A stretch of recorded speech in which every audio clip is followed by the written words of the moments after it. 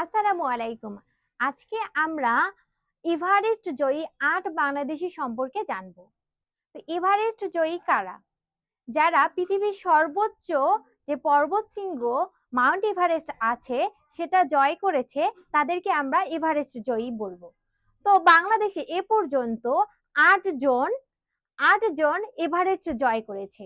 আসো আজকে আমরা তাদের সম্পর্কে জেনে নিই।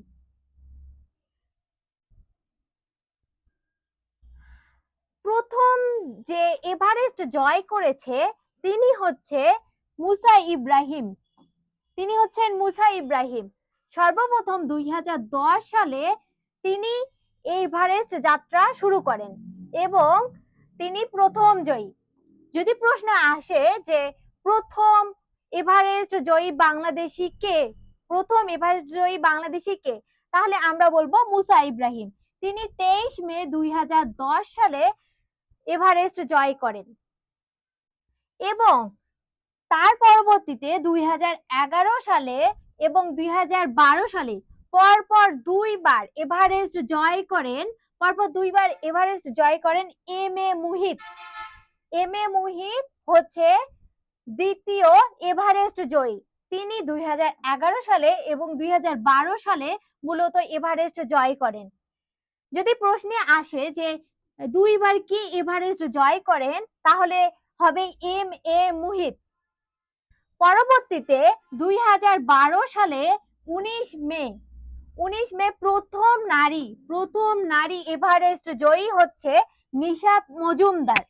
প্রশ্নে আসতে পারে যে প্রথম নারী হিসেবে কে সর্বপ্রথম এভারেস্ট জয় করে? তিনি হচ্ছেন নিশাত মজুমদার। তিনি ২০১২ সালে প্রথম নারী হিসেবে এভারেস্ট জয় করেন।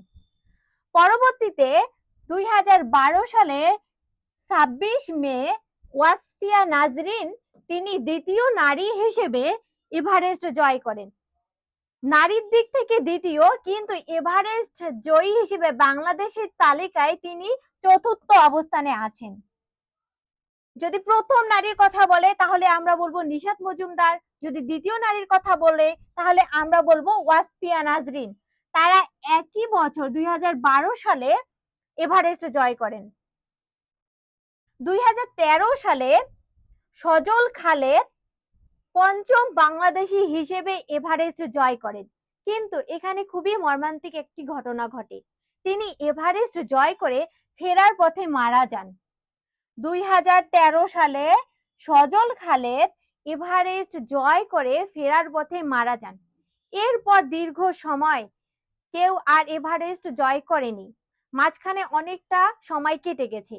এরপর পরবর্তীতে ২০২৪ সালে বাবর আলী, যিনি ষষ্ঠ এভারেস্ট জয়ী, তিনি পেশায় একজন চিকিৎসক ছিলেন।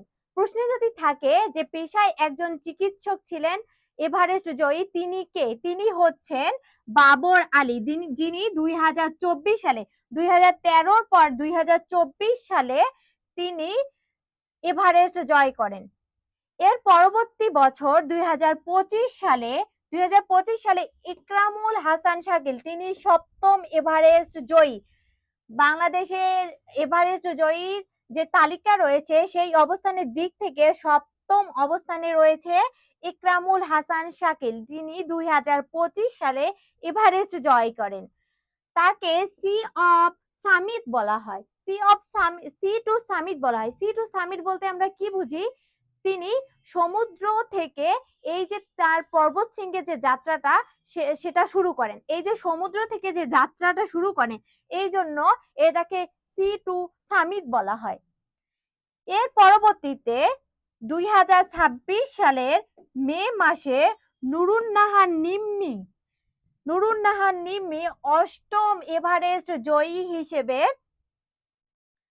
হিসেবে পরিচিত। এটা সর্বশেষ জয়ী। যদি বলা হয় সর্বশেষ জয়ী বা এভারেস্ট জয়ের দিক থেকে অষ্টম দিক থেকে কে, তাহলে আমরা বলতে পারি নুরুন্নাহার নিম্মি। তিনি ২৭ মে ২০২৬ সালে এভারেস্ট জয় করেন। তো এখান থেকে আমাদের এই যে গুরুত্বপূর্ণ যে তথ্যগুলো, প্রথম এভারেস্ট জয়ী বাংলাদেশি কে, তাহলে আমরা বলবো যে মুসা ইব্রাহিম। পরবর্তীতে যদি বলে প্রথম নারীকে, যদি প্রথম নারী বলে তাহলে আমরা জানি যে নিশাত মজুমদার। এবং যদি বলা হয় যে 2বার কে এভারেস্ট জয় করেন তাহলে আমরা বলবো এম.এ. মুহিত। এই যে গুরুত্বপূর্ণ যে এভারেস্ট জয়ের বিষয়গুলো সেগুলো আমরা জেনে নিলাম। ধন্যবাদ।